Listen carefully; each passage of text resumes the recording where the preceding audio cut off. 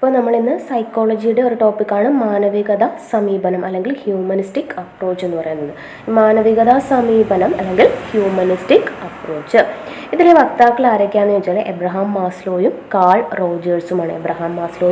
Call റോജേഴ്സുമാണ് മാനവികത സമീപനത്തിൻ്റെ വക്താക്കളായിട്ട് അറിയപ്പെടുന്നത്. ഇനി മാനവികത സമീപനം, കാൾ റോജേഴ്സിൻ്റെ മാനവികത സമീപനം എന്താണെന്ന് നോക്കാം. അപ്പോൾ അദ്ദേഹം അതിൽ പറയുന്നത്, ഓരോ വ്യക്തിയും സ്വന്തം നിലയിൽ ഏറ്റവും മികച്ച വ്യക്തിയായി മാറുവാൻ ശ്രമിച്ചു കൊണ്ടിരിക്കുന്നു. അതായത് ഓരോ വ്യക്തിയും അവൻ്റെ സ്വന്തം നിലയിൽ തന്നെ ഏറ്റവും മികച്ച വ്യക്തിയായിട്ട് മാറുവാനായിട്ട് ശ്രമിക്കുകയാണ്. നമുക്കറിയാം, നമ്മളെല്ലാവരും തന്നെ എന്ത് ചെയ്യാണ്, നമ്മുടെ സ്വന്തം നിലയിൽ ഒരു മികച്ച വ്യക്തിയായിട്ട് മാറാനാണ് നമ്മൾ ശ്രമിച്ചു കൊണ്ടിരിക്കുന്നത് എന്ന് പറഞ്ഞതാരാണ്? കാൾ റോജേഴ്സാണ്. അപ്പോൾ കാൾ റോജേഴ്സിൻ്റെ മാനവികത സമീപനത്തിൽ അദ്ദേഹം പറയുന്നത് എന്താണ്? ഓരോ വ്യക്തിയും സ്വന്തം നിലയിൽ ഏറ്റവും മികച്ച വ്യക്തിയായി മാറുവാൻ ശ്രമിച്ചു കൊണ്ടിരിക്കുന്നു എന്ന് പറഞ്ഞതാരാണ്? കാൾ റോജേഴ്സാണ്. ഇനി അദ്ദേഹത്തിൻ്റെ ആശയങ്ങൾ 3ആയിട്ടാണ് തിരിച്ചിരിക്കുന്നത്. അദ്ദേഹത്തിൻ്റെ ആശയങ്ങളെക്കുറിച്ചാണ് നമ്മൾ നോക്കുന്നത്. അദ്ദേഹത്തിൻ്റെ ആശയങ്ങളിൽ ഒന്നാമത്തേതാണ് ആത്മബോധ സങ്കല്പം അല്ലെങ്കിൽ അഹം, അല്ലെങ്കിൽ എന്ത് പറയാം, സെൽഫ് കോൺസെപ്റ്റ് എന്ന് പറയാം. എന്താണ് ആത്മബോധ സങ്കല്പം? നമുക്കറിയാം, നമ്മളെക്കുറിച്ചുള്ള സ്വയമായിട്ടുള്ള വ്യക്തമായിട്ട് നമുക്ക് പറയാം അല്ലേ. രണ്ടാമത്തേതാണ് നിരുപാധിക പരിഗണന അല്ലെങ്കിൽ സ്നേഹം. ഒന്നാമത്തേത് ആത്മബോധ സങ്കല്പം, ആത്മബോധം, സ്വയം, അഹം, സെൽഫ് കോൺസെപ്റ്റാണ് അല്ലേ. ആത്മബോധ സങ്കല്പം അല്ലെങ്കിൽ അഹം അല്ലെങ്കിൽ സെൽഫ് കോൺസെപ്റ്റാണ്. രണ്ടാമത്തേത് നിരുപാധിക പരിഗണന അല്ലെങ്കിൽ സ്നേഹം, അല്ലെങ്കിൽ സ്നേഹം, അല്ലെങ്കിൽ എന്താണ്, unconditional positive regards or love. അപ്പോൾ നിരുപാധിക പരിഗണന ഓർ സ്നേഹം. മൂന്നാമത്തേതാണ് പൂർണ്ണ വ്യക്തിത്വം അല്ലെങ്കിൽ ഫുള്ളി ഫങ്ഷൻഡ് പേഴ്സണാലിറ്റി, പൂർണ്ണ വ്യക്തിത്വം. ഇങ്ങനെ 3ആയിട്ടാണ് ഈ മാനവികതാ സമീപനത്തിൽ കാൾ റോജേഴ്സ് അദ്ദേഹത്തിൻ്റെ ആശയങ്ങളെ 3ആയിട്ട് തിരിച്ചിട്ടുണ്ട്. ആത്മബോധ സങ്കല്പം, നിരുപാധിക പരിഗണന, പൂർണ്ണ വ്യക്തിത്വം, അല്ലെങ്കിൽ നമുക്ക് അഹം, സ്നേഹം, പൂർണ്ണ വ്യക്തിത്വം എന്നിങ്ങനെയും പറയാം. ഇനി എന്താണ് ആത്മബോധ സങ്കല്പം? ആത്മബോധ സങ്കല്പം അല്ലെങ്കിൽ അഹം അല്ലെങ്കിൽ സെൽഫ് കോൺസെപ്റ്റ് എന്ന് പറയുന്നത്, അപ്പോൾ ഒരു വ്യക്തിക്ക് അയാളുടെ തന്നെ സ്വഭാവത്തെക്കുറിച്ച് അതുല്യമായ കഴിവുകളെക്കുറിച്ചും അല്ലെ, സ്വന്തം സ്വഭാവത്തെക്കുറിച്ചും അദ്ദേഹത്തിൻ്റെ തന്നെ കഴിവുകളെക്കുറിച്ചും തൻ്റേതായ വ്യവഹാര രീതികളെക്കുറിച്ചും അല്ലേ, അപ്പോൾ സ്വയമാണ് അല്ലെ ഒരു വ്യക്തി അയാളുടെ തന്നെ, നമ്മുടെ തന്നെ സ്വഭാവത്തെക്കുറിച്ചും നമ്മുടെ കഴിവുകളെക്കുറിച്ചും തൻ്റേതായ വ്യവഹാര രീതികളെക്കുറിച്ചും ഉള്ള വിശ്വാസത്തിൻ്റെ ആകെ തുകയെ പറയുന്നതാണ് എന്ത്?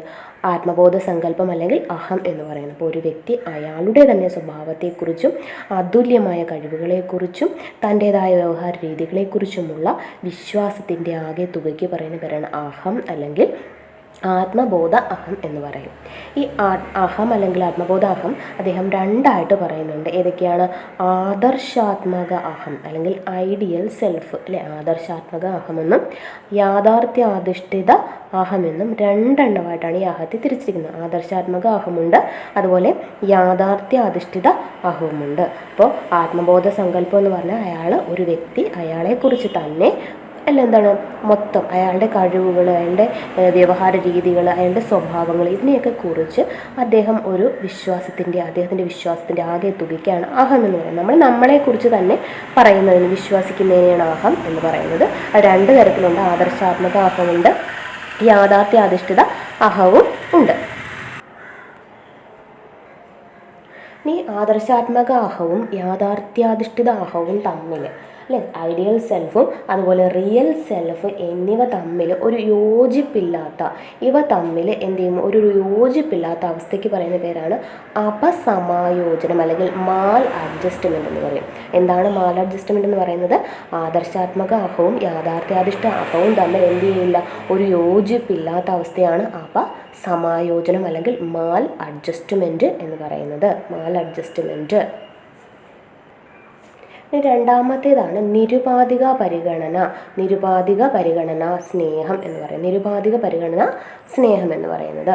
അപ്പോൾ ഇതിൽ പറയുന്നത് വ്യക്തിത്വ സംസ്ഥാപനത്തിനും ആത്മസാക്ഷാത്കാരം നേടുന്നതിനും വ്യക്തിക്ക് അനിവാര്യമായ ഘടകമാണേത്? ഈ സ്നേഹം അല്ലെങ്കിൽ നിരുപാധിക പരിഗണന എന്ന് പറയുന്നത്. അതായത് ഒരു വ്യക്തിക്ക് സംസ്ഥാപനത്തിനും അവൻ്റെ ആത്മസാക്ഷാത്കാരം നേടുന്നതിനും ഏറ്റവും അനിവാര്യമായ ഘടകമാണ് എന്ത്? സ്നേഹം അല്ലെങ്കിൽ നിരുപാധിക പരിഗണന എന്ന് പറയുന്നത്. ഇനി മൂന്നാമത്തേതാണ് പൂർണ്ണ വ്യക്തിത്വം എന്ന് പറയുന്നത്. അപ്പോൾ ഒരു വ്യക്തിയെ നമ്മൾ പൂർണ്ണനാണ് അല്ലെങ്കിൽ പൂർണ്ണ വ്യക്തിത്വത്തിന് ഉടമയാണ് എന്ന് പറയുന്നത് എങ്ങനെയാണ്?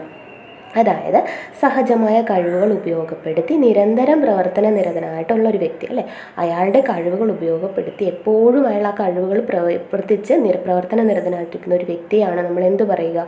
പൂർണ്ണ വ്യക്തിത്വത്തിന് ഉടമയായിട്ട് നമ്മൾ പരിഗണിക്കുന്നത് അല്ലേ. പൂർണ്ണ വ്യക്തിയായിട്ട് നമ്മൾ പരിഗണിക്കുന്ന ആരെയാണ്? സഹജമായിട്ടുള്ള അദ്ദേഹത്തിന് കിട്ടിയിട്ടുള്ള കഴിവുകൾ ഉപയോഗിച്ച് അദ്ദേഹം എപ്പോഴും പ്രവർത്തന നിരതനായിട്ടിരിക്കുന്ന ഒരു വ്യക്തിയെ നമുക്ക് പൂർണ്ണ വ്യക്തിത്വത്തിന് ഉടമയാണെന്ന് പറയാം. ഈ പൂർണ്ണ വ്യക്തിത്വത്തിന് ഉടമയായവരെ നമ്മൾ കുറച്ച് സവിശേഷതകൾ അവരെ പ്രകടിപ്പിക്കുന്നുണ്ട്. അത് ഏതൊക്കെയാണെന്ന് നോക്കാം. അതിൽ ഒന്നാമത്തേതാണ് അല്ലെ പൂർണ്ണ വ്യക്തിയുടെ സവിശേഷത എന്ന് പറയുന്നത് എന്താണ്?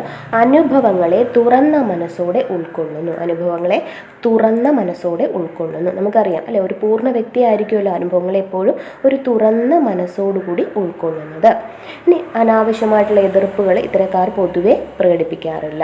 നമുക്കറിയാം ഒരു പൂർണ്ണ വ്യക്തി എന്ന് പറഞ്ഞാൽ അനാവശ്യമായിട്ടുള്ള എതിർപ്പുകൾ ഇത്തരക്കാർ പൊതുവെ പ്രകടിപ്പിക്കാറില്ല. അതുപോലെ തന്നെ ജീവിതത്തിലെ ഓരോ നിമിഷത്തെയും പ്രായോഗിക സമീപനത്തോടെ അവർ നേരിടുന്നു. ജീവിതത്തിലെ ഓരോ നിമിഷത്തെയും പ്രായോഗിക സമീപനത്തോടെയാണ് അവർ നേരിടുന്നത്.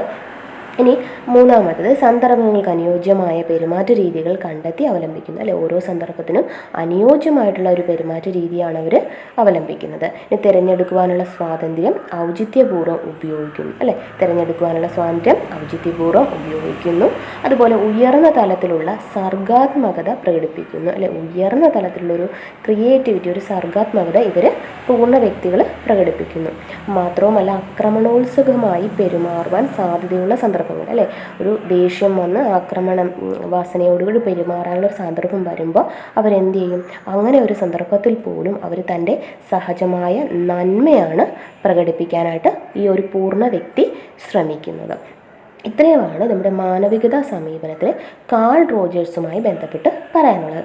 അടുത്തത് എബ്രഹാം മാസ്ലോയുടെ മാനവികതാ സമീപനമാണ്. എബ്രഹാം മാസ്ലോയുടെ മാനവിക സമീപനത്തിൽ എബ്രഹാം മാസ്ലോയുടെ പ്രധാന സിദ്ധാന്തങ്ങൾ ഏതൊക്കെയാണെന്ന് നോക്കാം. ഒന്ന് അഭിപ്രേരണാക്രമ സിദ്ധാന്തം. അഭിപ്രേരണാക്രമ സിദ്ധാന്തം അല്ലെങ്കിൽ മോട്ടിവേഷൻ തിയറി അല്ലേ. അഭിപ്രേരണ എന്ന് പറയുന്നത് മോട്ടിവേഷനാണ്. അപ്പോൾ മോട്ടിവേഷൻ തിയറി ആരാണ്? എബ്രഹാം മാസ്ലോയുടെ അഭിപ്രേരണാക്രമ സിദ്ധാന്തം.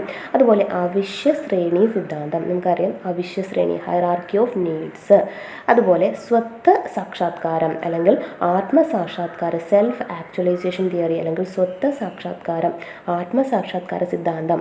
അതുപോലെ അഭിലാഷസ്തരം സിദ്ധാന്തം, അപ്പം ലെവൽ ഓഫ് ആസ്പിറേഷൻ എന്ന് പറയുന്നത്. അപ്പം അഭിപ്രേരണാക്രമ സിദ്ധാന്തം, അവശ്യ ശ്രേണി സിദ്ധാന്തം, അതുപോലെ സ്വത്ത് സാക്ഷാത്കാര സിദ്ധാന്തം, അഭിലാഷ സ്തരം. ഇത് ഇത്രയും എബ്രഹാം മാസ്ലോയുടെ പ്രധാന സിദ്ധാന്തങ്ങളാണ്. ഈ കാണിച്ചിരിക്കുന്ന മാസ്ലോയുടെ അവശ്യശ്രേണി സിദ്ധാന്തത്തിൽ മാസ്ലോയുടെ ആവശ്യങ്ങളുടെ ശ്രേണികളെയാണ് ഇവിടെ കാണിച്ചിരിക്കുന്നത്. ഇതിൽ 7 ശ്രേണികളാണ് അല്ലെ, 7 കാര്യങ്ങളാണ് ഇതിൽ അദ്ദേഹം പറയുന്നത്. ഒന്ന് ശാരീരിക ആവശ്യങ്ങൾ. ഇതിൻ്റെ ഓർഡർ ചിലപ്പോൾ നമുക്ക് എക്സാമിന് ചോദിക്കാറുണ്ട്. ഒന്നാമത്തത് ശാരീരിക ആവശ്യം, നമുക്ക് ഏറ്റവും പ്രധാനപ്പെട്ട നമ്മുടെ ശാരീരിക ആവശ്യമാണ്.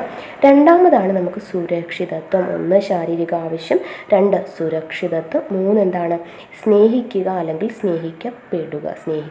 സ്നേഹിക്കപ്പെടുക. നാലാമത്തതാണ് എന്ത്? ആത്മാധാരണം അല്ലെങ്കിൽ അംഗീകാരം അല്ലെങ്കിൽ ബഹുമതി എന്നൊക്കെ പറയുന്നത്. അഞ്ചാമത്തത് വൈജ്ഞാനികമാണ്.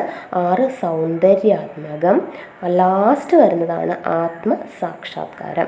അപ്പോൾ 7 എണ്ണമാണ് ശ്രേണി രീതിയിൽ 7 എണ്ണമാണ് പറയുന്നത്. ഏതൊക്കെയാണ്? ശാരീരിക ആവശ്യങ്ങൾ, സുരക്ഷിതത്വം, സ്നേഹിക്കുക അല്ലെങ്കിൽ സ്നേഹിക്കപ്പെടുക, ആത്മാധാരണം ബഹുമതി അല്ലെങ്കിൽ അംഗീകാരം, വൈജ്ഞാനികം, സൗന്ദര്യാത്മകം, അതുപോലെ ലാസ്റ്റാണ് ഏത്? ആത്മസാക്ഷാത്കാരം വരുന്നത്. മിക്കപ്പോഴും ചോദിക്കുന്നത് ഇതിൽ രണ്ടിനിടയിൽ വരുന്നത് ഏതാണ്, ഇതിൽ മൂന്നാമത് വരുന്നത് ഏതാണെന്നൊക്കെ ചോദിക്കാറുണ്ട്. അപ്പോൾ പ്രധാനപ്പെട്ടത് ഏതൊക്കെയാണ്? ശാരീരിക ആവശ്യങ്ങളുണ്ട് ഒന്നാമത്തത്, സുരക്ഷിതത്വം രണ്ടാമത്, സ്നേഹിക്കുക സ്നേഹിക്കപ്പെടുക, ആത്മാധാരണം ബഹുമതി അംഗീകാരം, വൈജ്ഞാനികം സൗന്ദര്യാത്മകം, ആത്മസാക്ഷാത്കാരം. ഇത്രയാണ് മാസ്ലോയുടെ അവശ്യ ശ്രേണിയിൽ പറയുന്നത്. അപ്പോൾ നമ്മൾ ക്ലാസ്സുകൾ വളരെ ചുരുക്കിയാണ് നമ്മളിതിൽ ഉൾപ്പെടുത്തിയിരിക്കുന്നത്. പ്രധാനപ്പെട്ടത് മാത്രം എടുത്ത് പറയുകയാണ്. ഇനി നമുക്ക് ഇവരുടെ പുസ്തകങ്ങൾ നോക്കാം. കാൾ റോജേഴ്സിൻ്റെ കൃതികളാണ് ക്ലയൻറ്റ് സെൻറ്റേർഡ് തെറാപ്പി. ഇത് പല പ്രാവശ്യം ചോദിച്ചിട്ടുള്ളതാണ്. Client centred therapy. അതുപോലെ on becoming a person, a way of being, അതുപോലെ it's an awful risky things to leave, it's an awful risky thing to leave. ഇത് client centred therapy, on becoming a person, a way of being, it's an awful risky thing to leave. ഇത്രയുമാണ് Carl റോജേഴ്സിൻ്റെ books എന്ന് പറയുന്നത്. ഇനി Abraham മാസ്ലോയുടെ ബുക്കുകളാണ് psychology of science, അതാണ് ചോദിച്ചിട്ടുള്ളതാണ്, psychology of science. അതുപോലെ toward a psychology of being, the further reaches of human nature, ഇത് 3 എണ്ണവും എബ്രഹാം മാസ്ലോയുടെ കൃതികളാണ്, അപ്പോൾ ബുക്സാണ്. Okay, psychology of science, toward a psychology of being, the further reaches of human nature. അപ്പോൾ ഇത്രയുമാണ് എബ്രഹാം മാസ്ലോയുടെ കൃതികൾ. നമ്മളിപ്പോൾ മാനവികതാവാദത്തെക്കുറിച്ചാണ് നമ്മൾ പറഞ്ഞത്.